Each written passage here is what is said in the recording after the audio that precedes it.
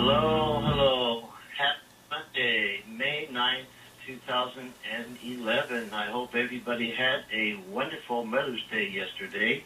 You are listening to Beyond the Gate Radio. I'm your host, David M. Baker, and my lovely wife and angel is a co-host, Cheryll Baker. Cheryll, how are you doing tonight? Great, thank you. Thank you. I'm doing great. I am excited about today's show, and I am glad that the wind has died down a little bit, so it's not as windy today. That's right. We had to turn off the wind so we can have a clear show. But, you know, what can you say? Got to have a sense of humor. So we have a special, extra special guest on the show tonight for you. I see the chat room is just probably filled to capacity. We only have a half hour with our special guest tonight, so to give her a chance to talk, we will not be taking any calls tonight, and we appreciate that. However, feel free to chat with each other in the chat room. I'm going to read a little bit about our fabulous guest, even though it's not necessary, because everybody knows Lisa Williams. But I just want to say a little bit about her and talk about her books, and then we'll bring her right on. She states from her website that when I was a little girl, I discovered I had a gift, communicating with those who are no longer with us. Some people say what I do is scary. Other people say I change their lives. I just say what I hear and I see a lot. My personal spiritual journey has been an exciting and rewarding one. I had to go through many life-changing experiences to understand what my calling was in life. I am now able to share my gifts with you through large audience readings and my new TV show, Lisa Williams, Voices from the Other Side, and also Lisa Williams, Life Among the Dead. My journey is far from being over, and I would like to share my journey with you all. With that said, she is also the author of Life Among the Dead, her first book published in 2008, which not only have I read, our whole family did, because we're all fans of Lisa. And that book is basically her bio and tells you how she got to where she is now. And now her new book, which is a very exciting book, The Survival of the Soul, just recently published. And of course, you know, we have all those editions too. So we're going to talk about that tonight and anything else Lisa wishes to share. So without further ado, Lisa, welcome to Beyond the Gate Radio Show. Thank you, David. Thank you so much, and it's great to be here. Yes, isn't it wonderful? Thank you for sharing your time with us this evening, and everybody's anxious to hear you. As you heard, the chat room is totally full, and I'm sure there's lots and lots of listeners out there in Radio Land listening as well. You know, I love it. I love it when people chat between themselves. You know, it's amazing what they talk about, and I always find that there's some interesting conversations going on. Whether we know, you know, not that I know what they're talking about, but it's like I just love how they all interact. So it's great to find that little community. It certainly is. You know, people just love to talk, and they have something very interesting to talk about tonight, which is really wonderful. So, during your life, you were on a journey. We are all on different types of journeys. And I, myself, as a medium, had a similar path, but not exact as yours, so I understand that. I remember you at the San Francisco New Living Expo. I had a booth there, and we closed it to go listen to your lecture. And one thing struck me in your lecture, and I know I may be jumping ahead a little bit, is when you were telling us that, you know, you went through a lot of stuff in your life, and you mentioned something about all light workers seem to go through a lot of very difficult times in their lives, and then later on they are waking up to the gift and start using it. Could you explain, perhaps, from your point of view, why is that so? Why do we have to go through all these tough times to become a light worker to help other people? You know, this is my belief. It may not be everybody's, but this is my understanding of it, is the fact that we have to have life lessons. We have challenges, and that was just a word that I was given for some reason, but we have challenges that we have to overcome, and we have to walk that pathway and really search and understand what life is about, understand maybe the difficulties in relationships, the tough times, the good times. And I think what happens is once we can understand them and we can understand what many people are going through, that's when we can help other people on their journey. And, it's, for instance, you can get somebody who is an amazing medium who can communicate with those who have passed away, but maybe doesn't understand the meaning of life, or maybe not have had those life lessons. And, I do believe that Spirit has put in my pathway many challenges, many things that I've had to go through to really teach me to understand people and also their needs, to help me to guide people, to help me to teach people, to help me to really, connect with those people. So I do believe that that's one of the biggest reasons why us, doing what we do have been set with the challenges ahead. That makes total sense. And how else could you become a passionate teacher or passionate about really helping people unless you've went through something yourself? So that makes a lot of sense. Yeah, absolutely. And after all, it's just not heaven. This is earth, exactly. So we're here in school. And you had this is, I really believe it. If everything was perfect, why come here when I stay up in heaven where everything was fine? We wouldn't gain anything because we're evolving. Yeah. Well, you had a near-death experience that really that was a major pivotal point in your life when you were in Los Angeles and you wanted to go back to England, and something happened that caused you to be stuck in a hospital. So you were there, and I think it's part of your destiny. And you met somebody at the hospital whom you gave a reading to, who happened to know Merv Griffin, and she introduced you to him, and things started going from there. Also, the near-death experience has a lot to do with the book that you hadn't written, even thought about writing back then, and you've had your guides, for example, help you out. You have Ben as your master guide, and you have Josiah and Lucinda are some of your guides. And I was amazed that when I read your book, The Survival of the Soul, me being an altar myself and a medium, you never know everything. And I learned a lot of things from your book. It cleared up a lot of things that I really didn't understand. And I was reading very closely what your words were and what your guides had told you. And I found that to be very profound. And I want people to know that if they read your book, they're not to worry about what happens after death. It's really all explained in your book right there. It was an interesting process, and I think the reason why I wrote that book was from years and years and years of experience of people wanting readings and needing guidance. The one question that I kept getting asked was, what happens when we die? And so, of course, there was no other way to explain it than in a book. And it was very, very important for me to explain, and trying to do it in such a simplistic way that people will get it. They wouldn't have to be baffled by science and baffled by long words and everything else. And I think I wrote it with that in mind. And I really do hope that it's helped a lot of people. I really do. I'm certain it does. And in addition to that, there's just so much there to talk about. But one of the frequent questions that we get here is about astral travel.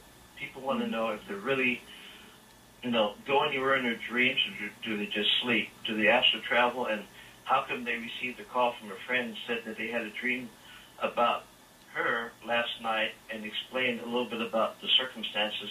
And then the friend said, well, I had the same dream last night. Yeah. It's very, very common, and all that's happening, and I think it's important to get through to everybody who's listening, is that we are two separate, I don't know whether you call it identities, entities, energies, but we have our body, which, of course, is the vessel that we're all sitting on or moving around. But then there's also the soul, and the soul does leave the body, and it needs to leave the body to allow the body to repair itself, to allow it to recover, to allow it to rest, while our soul doesn't necessarily need that rest. Our soul is constantly learning, constantly active, wants to absorb. We're like a sponge. And what happens here is, we're very much into it. We're like, oh my God, what can we do? What can we learn? And so therefore we astrally travel and we connect. And we're connected by a silver cord that is normally from the solar plexus area, which is, around the breastbone area, and a little bit lower than that. But it's we're connected, and we can go off and we can dream with people, we can meet our loved ones, we can meet our guides, we can learn our lessons, we can find out what we need to find out. So we can ask questions about a problem that we may have. We can find a lot of things out. And then once we've done that, that's when we just get popped back into our body and we wake up.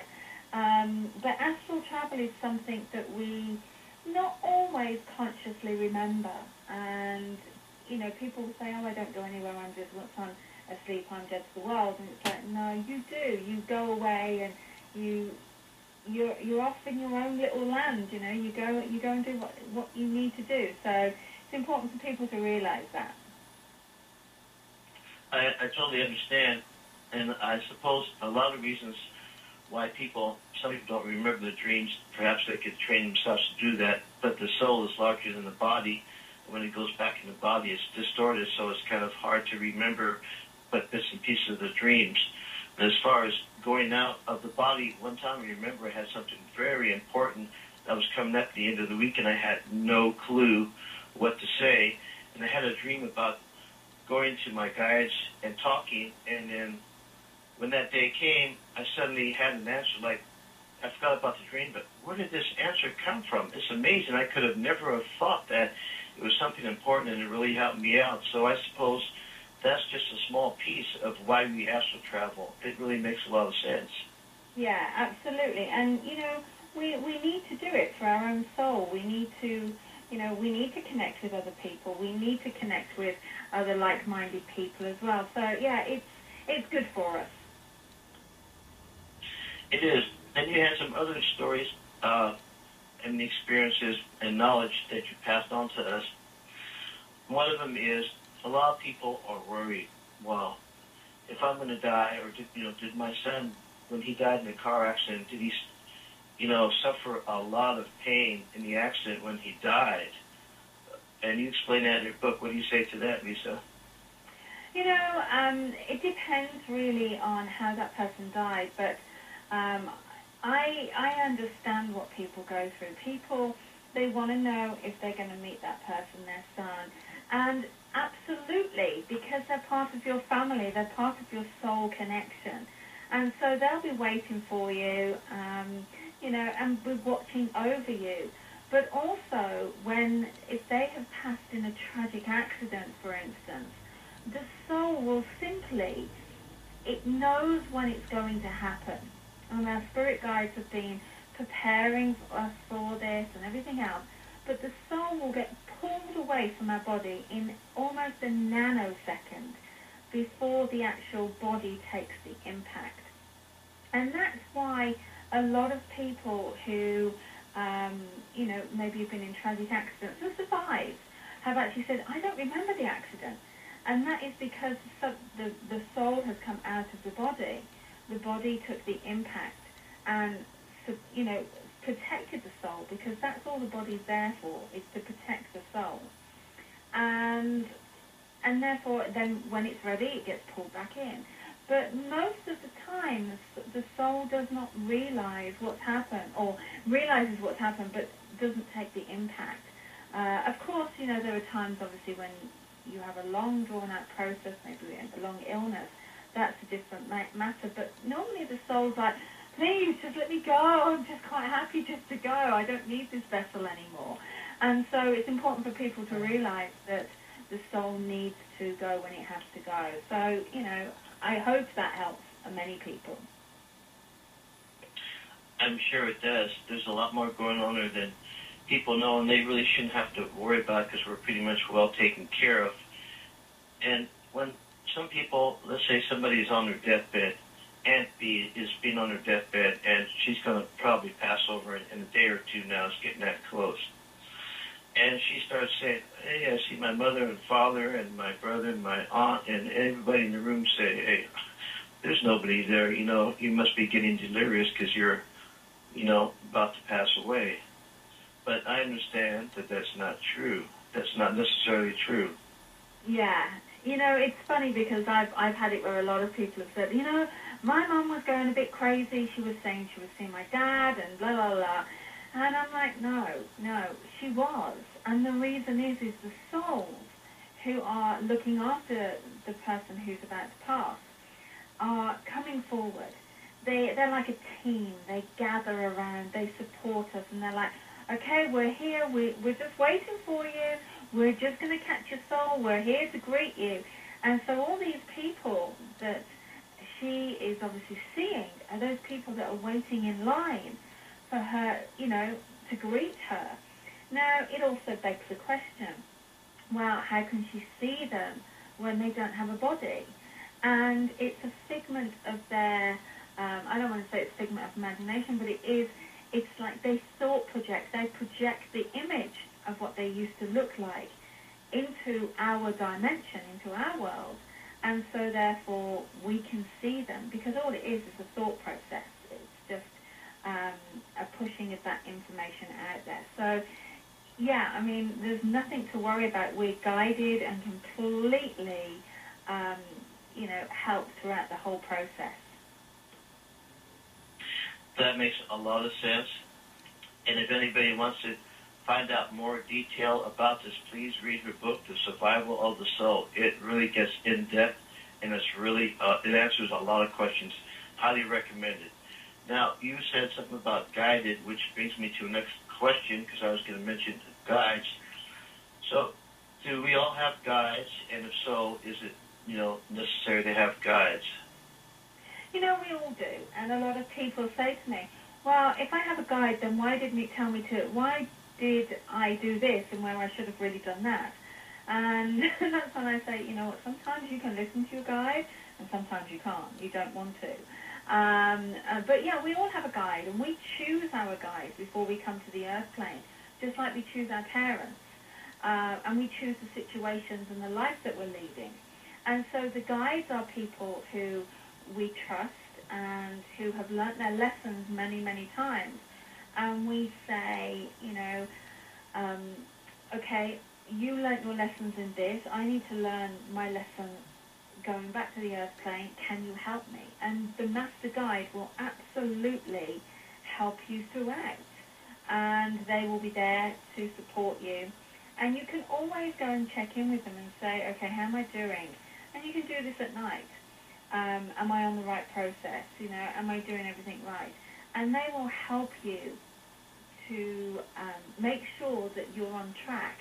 And you have to listen to your instincts, your gut instincts, your intuition, to make sure that you know, you really listen to them and hear what they're saying. So, yeah, we all have them. We all have them. They're there to help us. I totally believe that. And when I first started hearing my guides, they would say something that I would never say. I couldn't think of that or use that word. And after a while, I kind of tested it, and sure enough, that was them talking to me. Uh-huh. It would almost sound like my voice, but it was very close. And I found out they have a sense of humor, too. Oh, completely. Really, and, you know, I would be surprised if someone said my guide hasn't got a sense of humor, because I'm like, well, clearly you haven't got the right guide then, because they tend to mold with your personality and your sense of humor. And what is really, really important, and this may help people understand, is that when a guide speaks to you, they will speak, and you'll think you're hearing your own voice. But actually, it's just a slight tone higher or lower than your own voice. And that's when you're like, aha, that's my guide. So absolutely, you feel like you're going mad because you're talking to yourself, but it's your guide talking to you. I do believe that too, Lisa. I laugh because I tell David that I said, didn't you notice that? Didn't you know that? And he goes, no, I didn't know it. I said, didn't you feel your guy smack you on the back of the neck and tell you to stop that and look it over here? And he would start laughing. He goes, I thought I felt such thing. Yeah, definitely. And, we do. Even us who work as mediums, we go, really? How am I going to do that? And is that my guide? And we still sometimes doubt ourselves. And, I think it's really important for people to realize that even though we are, we work with spirit, sometimes we doubt what we're hearing. And it's very, very normal. Yes, I agree. I believe that. Now, if somebody, I get this in readings, I'm sure you do too. Now, if somebody asks you, well, my ex-husband was very abusive to me, and when I go to heaven, will I have to see him or not? It's my feeling that one possibility is that perhaps when you go there, you go through your process and everything, you realize that no harm meant. It was just a lesson, perhaps. Yeah. Or, you understand everything once again, and you remember why it happened, and everybody shakes hands and hugs, and everything's okay again. Am I right along those lines? Absolutely. And the thing is, it's like, I'll use relationships because we've all had a relationship. We've all probably been let down. We've all let someone else down. And what we have to understand is that it was our decision in life to be let down. And in being let down, there is a lesson in it. But also, it's a lesson for the other person. Now, when we let somebody else down and we let go of that relationship, while, yes, we may have hurt that person, we also have learned a lesson in that process that we've gone through, but also they've learned a lesson. And, it's important for people to understand that there are lessons in absolutely everything in life. And I think the only way I can liken it is imagine a child going to school, learning the lessons and having to do homework. So we know what the lesson is because we've got it in our subconscious mind. We know what it is before we come to the earth plane. We've just got to do the homework now and make sure we get it right. That makes a lot of sense. That, I was reading something on the great spirit guide, Silver Birch, and when somebody asked him a question, why we go through all these difficulties, and he just said briefly that you must go through the raging storm to appreciate the spring. And you know what? That really does make a lot of sense. Mm-hmm. Absolutely. And it's so true. It's so true. And none of us escapes difficulties. I hear people saying, well, the Rockefellers have no problems and this and that. I tell people, you may not be able to see them, but we all have problems because we're all human. But if we learn from them, that's what really helps. And if we don't learn from them, we have an opportunity to come back and learn some more. Isn't that right? Absolutely. Through reincarnation? Absolutely. And I always say to people, what you see on the outside is not always the image that we have on the inside. So, you can't always think, oh, well, their life is better than mine because we have this life. And yeah, once we've done the life, if we're not happy or if we need to learn other lessons, we reincarnate, we come back, we do it all over again. And it's important for people to understand that we can do this as many times over. And I know there's people going, oh, God, do I have to? Do I really have to do this again? Yeah. But, because we've all done it, we're like, oh, no. But, you don't have to do the same lesson. You can choose to do it in a slightly different way. And so many people think, why did I do it? Well, I always say to people, well, hold on, you chose it, so this is your thing. And so, yeah, there is reincarnation completely. And, we learn on the afterlife when we cross over. We learn here. We just don't stop learning. We don't. And also listening to that voice, whether it be your higher self or your guide or something, it's very important to, you don't have to be psychic to pay attention to that feeling or something in your head. and to prove it, since I talk about this all the time, I don't think I'm cheating because I'm a medium, but on the way to somewhere in San Francisco the other night, some cars had stopped, and I had looked a split second, and I don't know how I turned the car myself to not hit that other car. It was a close call. But it's as if somebody, yanked the steering wheel and I missed it by like an inch. But something in my head told me to look right away because I wasn't. And I looked right away, and I almost hit the car and jerked the steering wheel. And I know that, I could feel spirits around me helping me out. And I know I'm not crazy, that I know that's authentic. Yeah. Absolutely. Oh, no, honey, you're crazy, all right. But, yeah. But I can attest to that. But, no, I think truly also, like you said, honey, I don't think it was your guides and your angels that were protecting you, because you asked for protection on the way to work every night, and you asked your guides for help and guidance, and it's all a learning experience, just like you said, Lisa. It's all a learning experience, and we look at it like you said, like a relationship, or like chocolate. You eat so much chocolate that you get sick, and you say, okay, next time I won't eat all that chocolate. And someone brings you another box of chocolate, and you just sit there and you eat it again. And you think, well, I keep doing this. But if you change your mind and only eat a few this time, have some for later, that's a learning.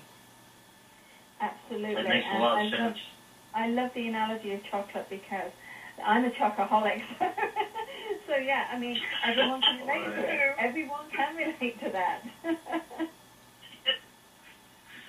We're having so much fun, but we're getting close to the time already, my God. But, Lisa Williams is going to be on the Lisa Williams Show on Blog Talk Radio, Survival of the Soul, What Happens When We Die, on the 11th. And on 5/17, she's going to have a Survival of the Soul book signing at Bodhi Tree in Los Angeles, California. And you have so much going on, Lisa. Is there anything else you want to tell us about what's up and coming? Well, I have got a lot going on. I'm doing a big event. Well, it's not a big event, actually. It's more of an intimate event. We're doing a weekend for 100 people in Philadelphia, where we're helping people understand the soul, what their soul is about, and helping them move on and make decisions. And it's called the I Believe Weekend. I'm doing with my partner.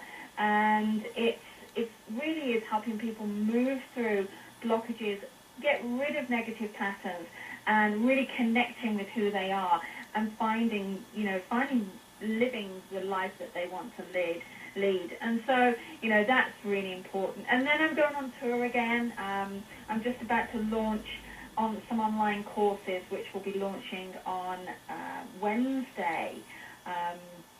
So I'll be launching that on Wednesday. I'll be announcing it on my radio show, actually, Wednesday morning at 9 o'clock. Okay. And so, yeah, there's a lot going on. I just say to people, go and visit lisawilliams.com, and you'll find everything on there. So I just keep everything up to date on there. It's probably even I go on there to find out what I'm doing. I was just thinking about that after looking at your website. I said, my God, she's got to go to her website to look to see what she's doing. And sure enough, you told us that is true. Yeah, but you're also an amazing you're an amazing healer as well. And you just do so much for the world. That thank you for being there for everybody, for writing your books and sharing your knowledge with all of us. We really love you, and we really appreciate it, and thank you for what you're doing. Thank you. I'm very, very blessed to be able to do that, and I feel very honored that Spirit has chosen me to actually walk this pathway, and I hope I'm doing it in the right way. So, keep my fingers crossed.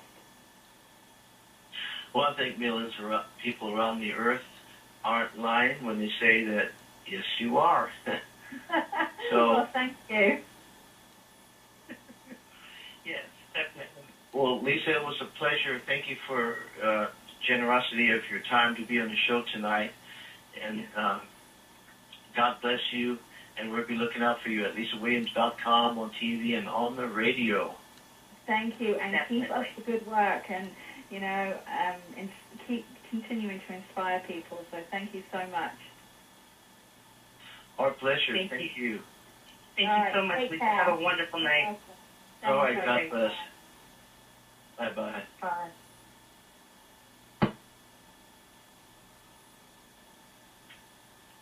Well, folks, thank you very much.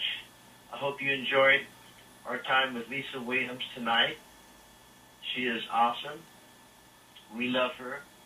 And don't forget to get her book, her new book, The Survival of the Soul. It is also now available in softcover. It's available in hardcover and softcover on Amazon.com. And if you buy one from Amazon.com, go to her website on her book page, and if you enter the numbers from your order there, you have a chance of getting a free reading from Lisa. And please do give her a rating on Amazon.com. Thank you so much for joining us tonight. These are the kind of shows that give me great pleasure to do. Next Sunday, May 15th, we're going to have Sandy on, the author of Butterfly Soul. So be sure to join us then. That show is going to be longer, and she's going to talk about a book, and she will do readings on the air. How exciting. So thank you, everybody, for joining us. God bless you, and see you next Sunday. And next Sunday. Yes. Thank you for listening to Beyond the Gate Radio. Have a great night.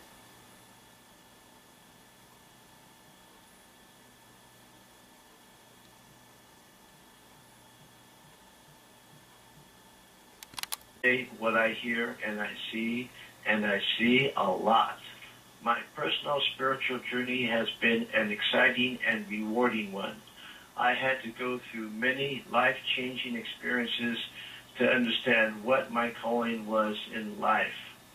I am now able to share my gifts with you through large audience readings and my new TV show, Lisa Williams, Voices from the Other Side, and also Lisa Williams' Life Among the Dead. My journey is far from being over, and I would like to share my journey with you all. With that said, she is also the author of Life Among the Dead, her first book published in 2008, which not only have I read, our whole family did because we're all fans of Lisa. And that book is basically her bio and tells you how she got to where she is now. And now her new book, which is a very exciting book, The Survival of the Soul, just recently published. And of course, you know we have all those editions too. So we're going to talk about that tonight and anything else Lisa wishes to share. So without further ado, Lisa, welcome to Beyond the Gate Radio Show. Thank you, David. Thank you so much. And it's great to be here. Yes, isn't it wonderful? Thank you for sharing your time with us this evening, and everybody is anxious to hear you. As you heard, the chat room is totally full, and I'm sure there's lots and lots of listeners out there in Radio Land listening as well. I love it. I love it when people chat between themselves. It's amazing what they talk about, and I always find that there's some interesting conversations going on, whether we know... No, but what can you say? Got to have a sense of humor. So we have a extra special guest on the show tonight for you. I see the chat room is just probably filled to capacity. We only have a half hour with our special guest tonight, so to give her a chance to talk, we will not be taking any calls tonight, and we appreciate that. However, feel free to chat with each other in the chat room. I'm going to read a little bit about our fabulous guest, even though it's not necessary, because everybody knows Lisa Williams. But I just want to say a little bit about her and talk about her books, and then we'll bring her right on. She states from her website that when I was a little girl, I discovered I had a gift, communicating with those who are no longer with us. Some people say what I do is scary. Other people say I changed their lives. I just say... not that I know what they're talking about, but it's like, I just love how they all interact, so it's great to find that little community. It certainly is. People just love to talk, and they have something very interesting to talk about tonight, which is really wonderful. So, during your life, you were on a journey. We are all on different types of journeys. And I myself, as a medium, had a similar path, but not exactly as yours, so I understand that. I remember you at the San Francisco New Living Expo. I had a booth there, and we closed it to go listen to your lecture. And one thing struck me in your lecture, and I know I may be jumping ahead a little bit, is when you were telling us that you went through a lot of stuff in your life, and you mentioned something about all light workers seem to go through a lot of very difficult times in their lives, and then later.